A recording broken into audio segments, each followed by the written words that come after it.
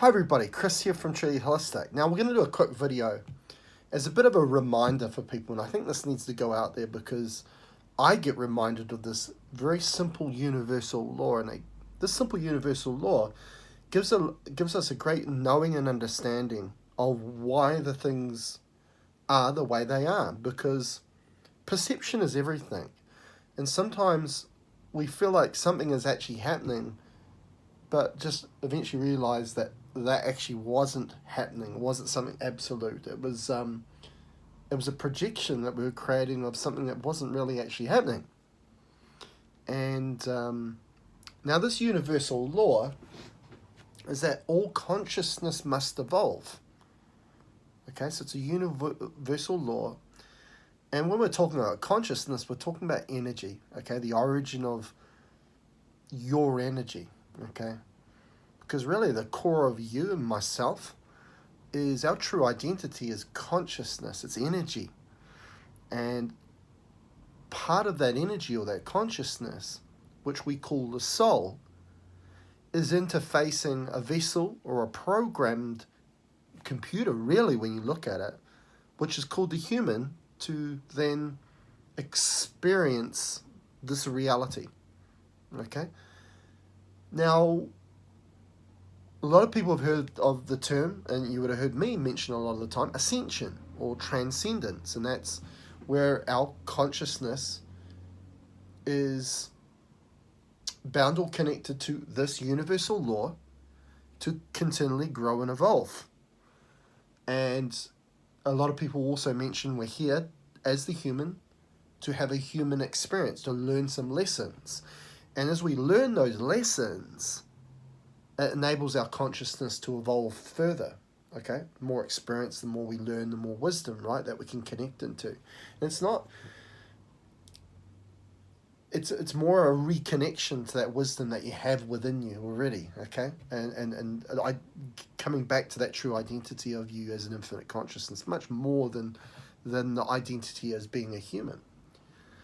Now, the energy that facilitates our ascendance, okay, is what we use. We use a label. As humans, we like to label everything, and that's love, okay? Now, love is a feeling. It's not a word, okay? And we just need to put that out there, because there's feel and there's thinking, okay? And I really try to encourage my clients to feel their way with their life instead of think their way, because we really allow our mind to orientate our life, which is where mind control, the word mind control comes from. And the mind limits your capacity and your opportunities. Okay, and that's to think. And we know how many problems there are by overthinking, right? You know, anxiety, depression, all these things. And these conditions are an expression of disconnection of consciousness, okay? So thinking is connected to being orientated by the mind, and feel is to be guided and centered through the heart space, because that's where your consciousness comes through. It's not bound or connected to the mind, and that's one of the most damaging theories there are, is the connection of the mind with consciousness. For example, the conscious mind or the subconscious mind, when really the polarities, the complete opposites to each other. That is a very damaging theory. There is the consciousness and there is mind. Not conscious mind, not subconscious mind, conscious mind. Okay, and we really need to disconnect those aspects. And the word mind has actually been something I've been trying to remove out of my vocabulary, and I've replaced it with the word awareness, because the word awareness is connected to consciousness, not connected to the mind.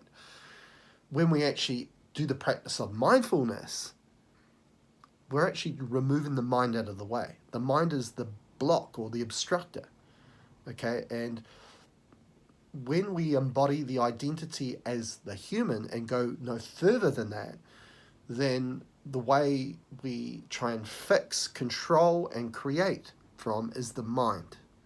But as we go further back to our infinite aspects of our identity, which is consciousness, then all of a sudden we are not limited. We're producing an existence that has no ceiling, has no wall, has no limitations to it.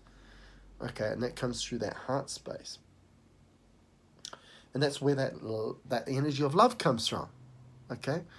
Now, that's why we identify the word love with the word heart. Okay? Now, again, as I say, it's just a label because our higher aspects of ourself and our consciousness, they don't care about labels. They care about the feeling of something. Okay? And as we've been programmed as the human here, we feel like we always have to think our way out of everything instead of just feel our way. And when we use feel, we can connect to the things that these two eyes will not take us to. Because as we know, these two eyes, or what we see as the visible light spectrum, is 0.0035% of the entire electromagnetic spectrum of light. So nothing, less than 1%. So there's a lot happening that we do not see, and our mind is connected to what we see. Things like science, modern medicine are based on things that we can see, which is in that 0.0035%. It's hardly anything. And that's why we see within a big chunk of science, quantum physics is an example that it's not connected to that, because quantum physics is bringing spirituality or consciousness with science back together. Thank God for that. But for a majority of science and a majority of modern medicine, they can identify something, but they have very little understanding and knowing of why it does that. Okay? That's where consciousness comes in, which enables you to feel and connect to the things that are outside that visible light spectrum. Okay? And again, the way I tell my clients is, if you're going by just sight alone, these eyes here, and by the mind, it's like having one piece of a 100-piece puzzle and making a conclusion of what's going on, with only one piece of the puzzle. But when we create and hold space to allow that consciousness to come through that heart space, which we call the sacred heart, then we bring aspects, our soul, our higher selves, our source self through, which have all the pieces of the puzzle so they can see the bigger picture. Okay? And it brings more certainty, and hence that's why we can vibe with love, because fear comes from uncertainty, from being in the mind that only shows us 0.0035% of the whole picture. Okay? So what evolves us, because we can evolve ourselves through fear, but that will end up being a very downward spiral of suffering, pain, dis-ease, death. Okay? But if we evolve ourselves with love, then we can have happiness, we can have peace, we can have love, we can connect to aspects of life that we never thought were possible, because we're reaching into the aspects of life that has no ceiling or no limitation to it. Now, we're not the only consciousness around, right? So I'm going to use the example of, there are, in the consciousness community, intuitive community, they talk about entities. They talk about consciousness or beings that are out to get humanity or use humanity in a negative way. Now, one thing we must understand, these beings which are then connected to a consciousness, just like us humans are connected to a consciousness, we're an expression of something bigger than ourselves, which is not external to us, it's part of us, it's our high connection of self, they're all bound to consciousness, and they're all connected to that same universal law. Universal law is that consciousness must evolve. Now, they look like the bad guys in our story because some consciousness use what we define as fear energy as the energy that's going to evolve them. But the problem is, and why we always call them the bad guy in the story, is because that energy is what lowers our vibration down, because the energy that evolves us is the polarity to the energy that evolves them. So they use fear to evolve themselves, and we use love to evolve ourselves. Now let's look at the definitions of fear and love on the human level, and then let's look at the definitions of fear and love on a quantum or consciousness level. Now, the definition of fear on a human level is to obviously be fearful of something, be worried about something, right? That's at a human level. Now, at a quantum consciousness level, for us, with our evolving energy being love, the definition of fear is an obstruction or blockage of flow. It's congestion of flow, okay? Because consciousness and energy are ever evolving itself because it is flow. But as human beings, we've been programmed for a very long time to not like change. And if we don't like change, we become the obstructor, the blockages of flow, because we've been programmed to create from here, not here. Love comes from here, fear comes from here, which lowers our vibration, so it doesn't evolve us into a place of serenity, of peace, of love, of joy. It's been the mind has evolved us on a direction or a path or a journey, which is what science calls evolution, of more suffering, more pain. And that's what we have seen, right? In regards to his story of humanity. Believe me, I always try to keep these videos short, sorry, but there's so much information that comes through. And I want you to have the understanding and knowing of this stuff. So that's the definitions of fear at the human and then the consciousness level. What about love then? So love has been really distorted. The viewpoint of what really love represents here on the human level. Majority of people feel like love is something we get from other people. No, it's not. Love, the origin of love comes from within. Okay? We've just been programmed to the nth degree that we've been mind-orientated and we've disconnected that inner connection through the sacred heart of where love comes from, that we start to become parasitic and we need to grab the love from other people to fill the void we have within our own self. Okay? It creates this vicious cycle where we just feed off other people's energies. Instead of going within self, going inside to figure it out. Okay? So, love at the consciousness level is flow. Okay? It's surrender. It's forgiveness. Because that enables flow. It removes the mind out of the equation. We get out of the way. The human gets out of the way. Okay? So, what I do want to mention, when we look at, so like reptilians and all these entities in consciousness, that we paint them as the enemy in our story. Because a lot of times, I don't think we understand the universal law, what I'm trying to bring forth here, and the whole process of evolution, ascension, creation. Because it's not either creation or evolution, like science says it's evolution, religion says it's creation. To evolve, we need to understand we are creators. We create through here, not here, through the heart, to evolve ourselves. And that's what ascension is. Okay? So if reptilians are a problem, or these entities that are looking for fear energy to evolve themselves, which is a detrimental effect to us, because that's not the energy that evolves us, how do we remove that entity or negative consciousness from our existence, from our life? Simple. We don't allow them to be part of our awareness. Okay? Now, when we become awakened, we want to learn about all these things, right? And then if we learn about the dark energies, then we think about them, and lo and behold, we find them everywhere in our existence. Funny that. Because you've allowed them to become part of your awareness. So therefore, your attention's on that reptilian or that form of energy. And do you know what happens when we place our attention on something? We immediately consent, whether it's consciously aware or not, we consent our energy to go into that thing we place our attention on to create more of it as part of our reality. We're creators of our own reality. Okay?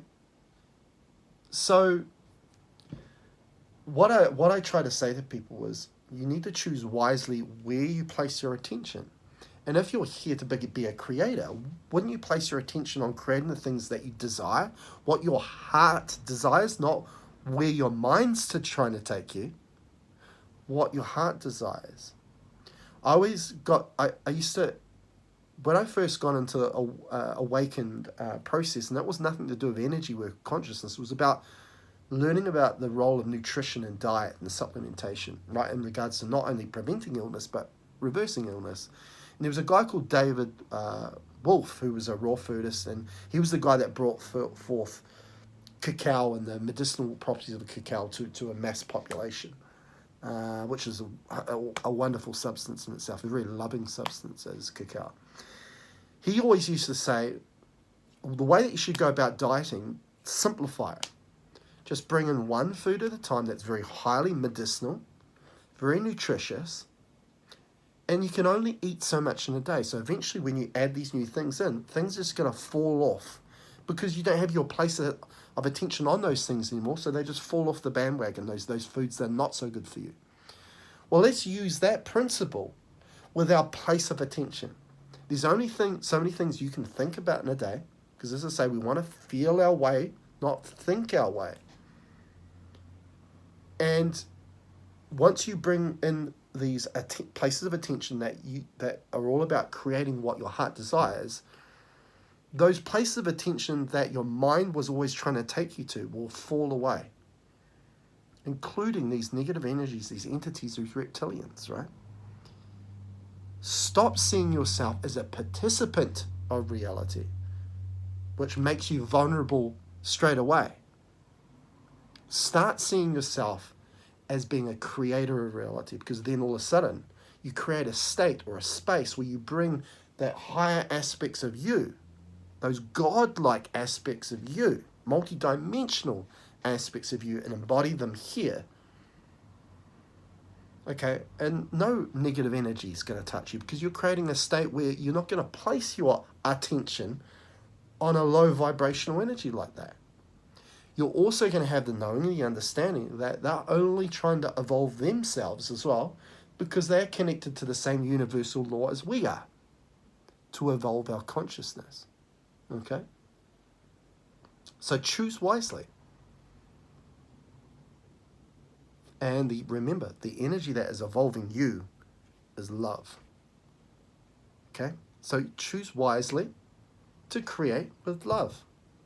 If these are concerning your life, throw love on it. Don't get conflicted with it and throw fear back to fear. That's duality. That's old energy. That's stuck energy. That is not the ascension you want. I hope this video has been very informative. If you'd like to learn more about this stuff, I have a session type on my website called Ascendance Coaching, Becoming the Jedi, where we have sessions where we talk about these things. If these aspects of your life that you feel like you're under attack all the time, we can give you the information of how you become the pivotal role in transforming your life out of that into something where you start to become the ultimate manifester. You're the creator of the life that your heart desires. We can give you that. Go to my website at trulyholistic.net, book in a session, or more sessions if you like. I have clients that have sessions with me weekly, 2 weekly, because they want to know that I've got the fingers on the pulse here at Truly Holistic. They want to know what the new energies are, and they want to be connected to it. They want to ascend. Okay? So we allow that process for them. And it's never just about me allowing that process. We are creating a collaboration. Okay? Otherwise, if you like healing sessions, again, there's a quantum healing option that you can choose, again, on my appointment page where you book your own appointment. Okay? And also have a whole lot of other session types as well, spinal alignments and all sorts of things that we can do for anybody. If you lived on the moon, we could do it while you lived on the moon. Because, again, where we're working with quantum healing, distance is no barrier. Distance is not even something that is really real at that level. Because what we're trying to do is we're trying to just connect you to your higher power. Okay? Because a lot of the problems we have as the human is because we're not connected with our own consciousness, with our own higher power through that heart space, because we're locked up here, the cage that locks up your consciousness, which is the mind. Anyway, till next time. See you later.